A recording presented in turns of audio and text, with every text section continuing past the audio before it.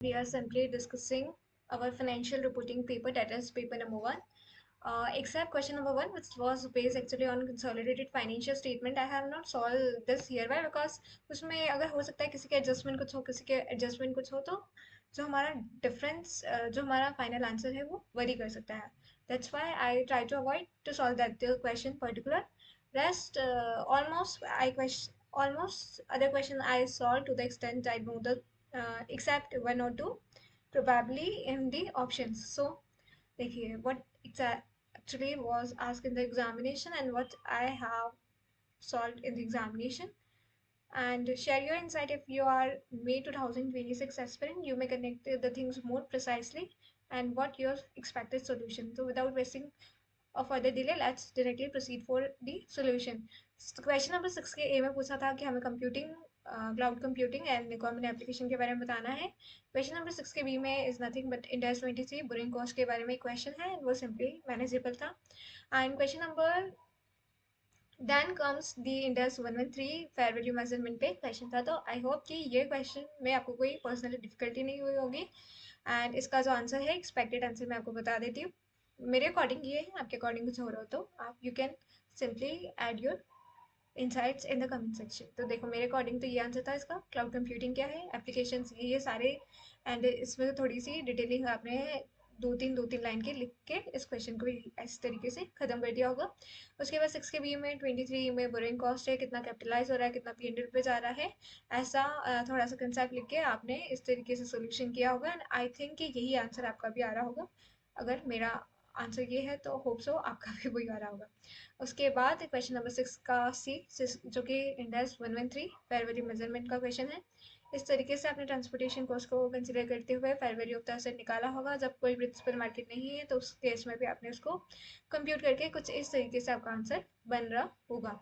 उसके बाद फोर्थ का भी जो हमारा इंडेक्स 20 गवर्नमेंट ग्रांट के बारे में बात कर रहा है, तो आपने सिंपली सारे एडजस्टमेंट्स लिख के थोड़ा थोड़ा सा एक्सप्लेन किया होगा अगर आपने ये क्वेश्चन अटेंड किया होगा तो.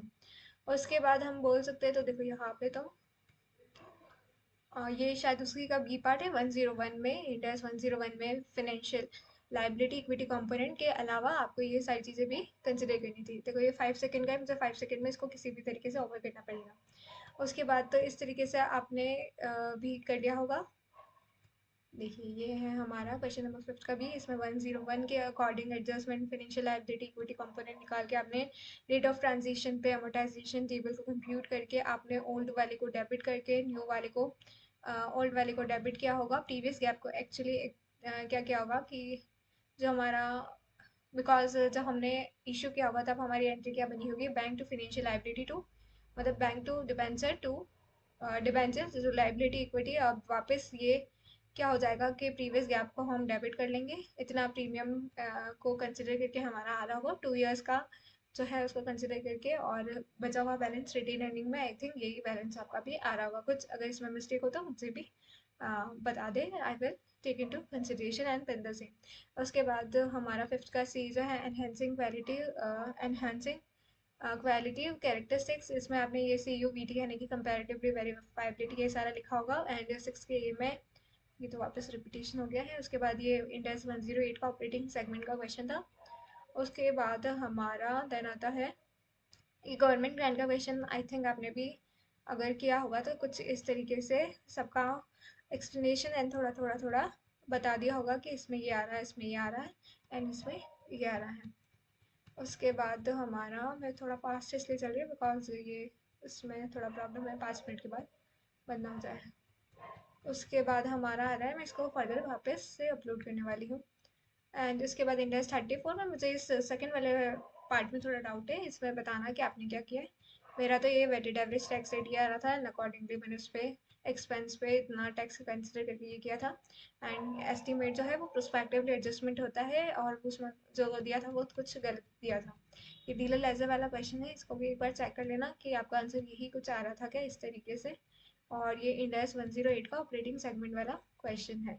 इंडेक्स 119 का था डीलर लाइसेंस में सबसे पहले हमसे नेट इन्वेस्टमेंट इन लीज है, ये सारा कंसिडर करके ये एंट्री पास की है क्या, ये सारा ये पूरा जो फर्स्ट वाला है ये अमाउंट आ रहा था कि एक बार चेक कर लेना. तो इस तरीके से हमारा डीलर लाइसेंस वाला क्वेश्चन भी हो जाता है, मोटाइजेशन टेबल बनाई होगी होप सो, इस तरीके से हमने किया होगा। उसके बाद थर्ड का बी जो हमारा 108 का क्वेश्चन है, जो कि मुझे लगता है कि सुपर इजी क्वेश्चन था हमारा। आई थिंक वीडियो आप पोज नहीं हो रही 5 मिनट पे, तो हम इजीली डिस्कस भी कर सकते हैं। मैं दोबारा से स्क्रॉल करके ऊपर से नीचे तक ले जाऊंगी, बिकॉज मुझे डाउट था कि 5 मिनट बाद वीडियो पोज ना हो जाए। देखिए 108 का तो इजी क्वेश्चन था, आई थिंक इसमें तो ये सबसे ज़्यादा इजी क्वेश्चन था और मैनेजेबल था, तो इसमें आई थिंक सो कोई प्रॉब्लम नहीं रही होगी। एंड क्वेश्चन नंबर 5 का ये कौन सा क्वेश्चन था? ओके, ये इंडेक्स 101 वाला क्वेश्चन मैंने दोबारा से कैप्चर कर रखा है। फिर सेकंड वाला क्वेश्चन जो है ये, इस क्वेश्चन को बताना 109 में कि आपका भी इसी तरीके से आ रहा है, क्योंकि ये क्वेश्चन थोड़ा सा न्यू था। एज इट इज़ हम कॉपी पेस्ट नहीं बोल सकते हैं, थोड़ा सा क्वेश्चन न्यू था। डिबेंचर वाला मैंने फाइनेंशियल लाइबिलिटी निकाली, इक्विटी निकाली, and then further amortisation table, initial date पे क्या एंट्री होनी चाहिए वो करके दिखाया। देन अमोर्टाइजेशन टेबल भी बनाया। देन उसके बाद हमारा क्या बन सकता है, उसके बाद अमोर्टाइजेशन टेबल बनाया। देन एक्चुअली ये प्रीपेमेंट वाला केस था, तो मैंने उस अकॉर्डिंग किया है। आपका देखना क्या यही आंसर आ रहा है या डिफरेंट आ रहा है, तो मुझे बता देना। एंड ये रिवाइज रिमेनिंग इतना था, मतलब 2 ईयर्स से हम पहले प्री पेमेंट कर रहे थे, तो हमारा फाइनेंशियल लाइबिलिटी इतने पे आना चाहिए था, एंड इसकी जगह ये आ रहा है। तो आई थिंक मैंने सारे क्वेश्चन कवर कर लिए हैं अकॉर्डिंग टू मी। एक बार मैं स्टार्टिंग से बता देती हूँ। एक्सेप्ट मैंने एक इंडेक्स 19 वाला क्वेश्चन इसमें सॉल्व नहीं किया है। 115 revenue from contract with customer, ये क्वेश्चन सॉल्व नहीं किया है। उसके अलावा मैंने क्वेश्चन नंबर 4 जो 14 मार्क्स का है, कंसोलिडेटेड फाइनेंशियल स्टेटमेंट, वो मैंने इसमें सॉल्व नहीं किया है। उसके अलावा मैंने सारे क्वेश्चन सॉल्व भी कर लिए हैं, एक्सेप्ट एमसीक्यू मैंने सेपरेट बताया था। तो इसके अलावा मैंने सारे क्वेश्चन सॉल्व करके बताया कि ये एक्सपेक्टेड आंसर मेरे बन रहे हैं, एंड आपके क्या बन रहे हैं। लेट मी नो, अगर कहीं कोई एरर हो तो वो भी मुझे बता देना। देखो एक बार मैं स्लो तरीके से बताती हूँ कि इसका क्या आंसर आ रहा था, and then we can discuss more about the same. देखो सबसे पहले सिक्स क्वेश्चन मुझे लगता है कि सबसे इजी क्वेश्चन था। इसमें cloud computing for application, index 23 borrowing cost, और इसमें आई थिंक मेरा थोड़ा सा एरर तो हो गया था, बट बाकी सब तो ठीक है कि आधा ऑपरेशनलाइज हो रहा है आधा कैपिटलाइज हो रहा है ऐसा करके। और ये फेयर वैल्यू मेजरमेंट, तो ये 3 क्वेश्चन में तो आई थिंक थ्योरी वाले क्वेश्चन में तो कोई डाउट होगा नहीं, बिकॉज ये तो जो है वैसे ही लिखना था। उसके बाद 23 वाला, पहले मैंने पूरा इंटरेस्ट निकाला है, देन उसको इनमें अलोकेट किया है। अलोकेट करने के बाद ड्यूरिंग पूरे ईयर का ये आ रहा था। अब हाफ ऑफ, क्योंकि 6 मंथ का क्राइटेरिया था, तो आधे को कैपिटलाइज किया आधे को पी&एल किया, बचे हुए को कैपिटलाइज कर दिया। 113 फेयर वैल्यू मेजरमेंट में जिस तरीके से क्वेश्चन बन रहा था उस तरीके से किया, प्रिंसिपल मार्केट वगैरह वो भी किया, मैक्सिमाइज अमाउंट ऐसा करके हमने सारा कर लिया। उसके बाद क्वेश्चन नंबर 4 का भी हमारा इंडेक्स 20 गवर्नमेंट डेट, तो अकॉर्डिंगली एक एक एंट्री की कि ग्रांट रिसीवेबल बैंक तो कितना है, तो ग्रांट इनकम भी है, grant receivable for future expenses है, कंडीशनल है तो कैसे हम ऑब्लिगेशन के, and receivable bank to defer grant. उसके बाद इस तरीके से हमने जो जो पूछा था इंडेक्स 20 के अकॉर्डिंग वो सारी जर्नल एंट्रीज की है। आई थिंक मैंने सारी की थी, बट यहाँ हो सकता है आगे पेज पे फर्दर शो हो।